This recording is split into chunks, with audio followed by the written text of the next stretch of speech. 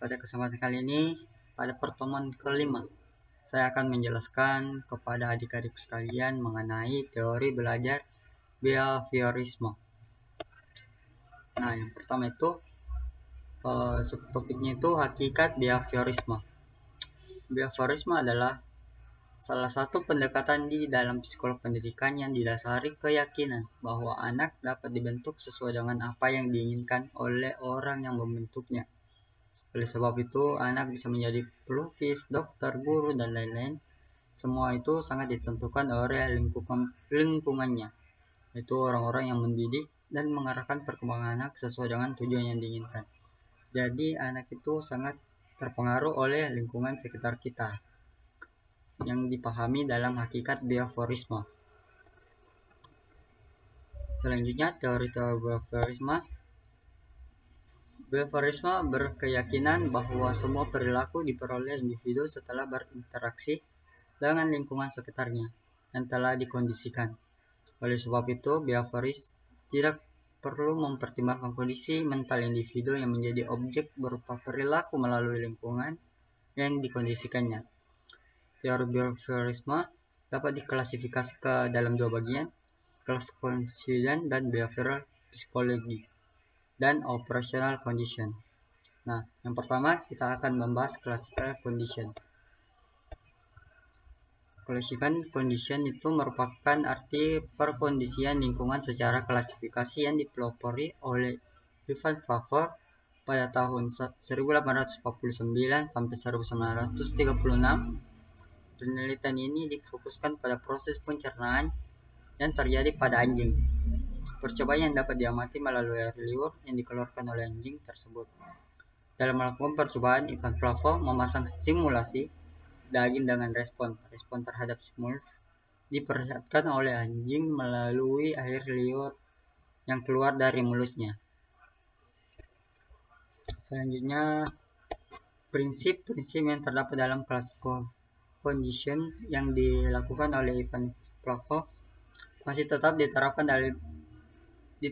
dalam berbagai kodifikasi perilaku berbagai bidang, seperti bidang pendidikan, terapi medis, terapi pada fobia, panik dan panik yang berlebihan. Selanjutnya, behavioral psikolog adalah dipelopori oleh Pundus Wontons pada tahun 1878 sampai 1958.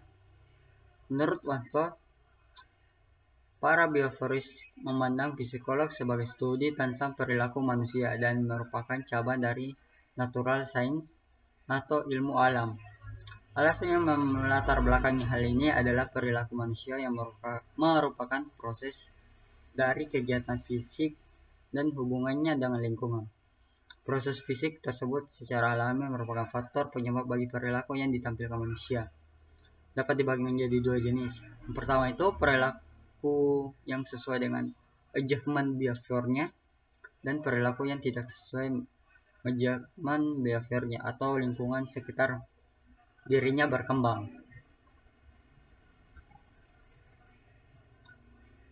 Menurut Raleigh Moddick adalah seorang behavioristik yang memberikan sumbangan penting terhadap penerapan classical condition terhadap proses pembelajaran, khususnya berkaitan dengan pengaruh hubungan antara stimulus dan respon dalam membentuk perilaku konsekuensi terhadap bentuk perilaku yang diinginkan.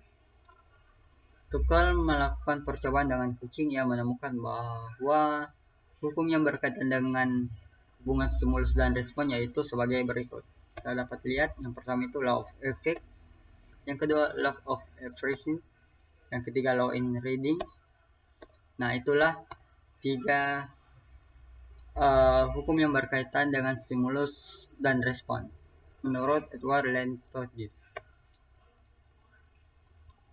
Selanjutnya, operational condition adalah seorang ahli behavior psikolog atau biasa psikolog perilaku yang dikenal dengan teorinya operational conditional. Teori ini dilatar belakangi kenyataan bahwa makhluk-makhluk hidup, yaitu manusia dan hewan, dalam proses operasi melakukan sesuatu. terhadap lingkungannya, makhluk hidup menemukan stimulus khusus yang disebut reinforcing stimulus atau stimulus pendorong. Jadi semua kegiatan manusia itu memiliki stimulus pendorong. Nah, reinforcing stimulus adalah semua kejadian yang dapat memperkuat atau meningkatkan perilaku di masa yang akan datang. Reinforcing stimulus dapat dibagi ke dalam dua bagian, yaitu positive reinforce, yaitu kejadian yang diinginkan setelah perilaku ditampilkan, dan yang kedua itu negative reinforce, yaitu berkaitan dengan menghilangkan peristiwa yang tidak diinginkan setelah perilaku yang ditampilkan. Kedua hal tersebut dapat meningkatkan perilaku yang akan datang di masa depan. Model pembelajaran dan mengajar menurut Gates dan Birler.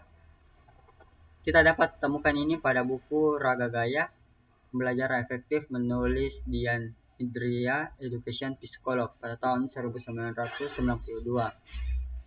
Gates dan Birler mengembangkan sebuah model proses pengajar yang terfokus pada variabel-variabel yang harus dipertimbangkan oleh guru kelas, sebagaimana yang telah mereka desain dan disampaikan dalam proses pembelajaran di kelas. Model ini berusaha mendefinisikan secara lebih tepat apa yang dimaknai dengan pembelajaran berkualitas dan menghadirkan tugas-tugas yang dihubungkan dengan proses pengajar dan pembelajar. Penerapan behavior dalam pendidikan dan pembelajar terdiri dari 4. Yang pertama itu modifikasi perilaku, pembelajaran berbasis behaviorisme. Ketiga, pembelajaran berdasarkan sistem. Keempat, pembelajaran terprogram. Selanjutnya, kriteria terhadap behaviorisme. Behaviorisme menggunakan pendekatan satu arah dan tidak memperhatikan faktor-faktor internal seperti kecerdasan, kekuatan hati, dan perasaan manusia. Manusia dan hewan mampu melakukan penyesuaian perilaku untuk merespon lingkungannya maupun pola perilaku sebelum dan telah dibentuk. Kekuatan dan kelemahan behaviorisme.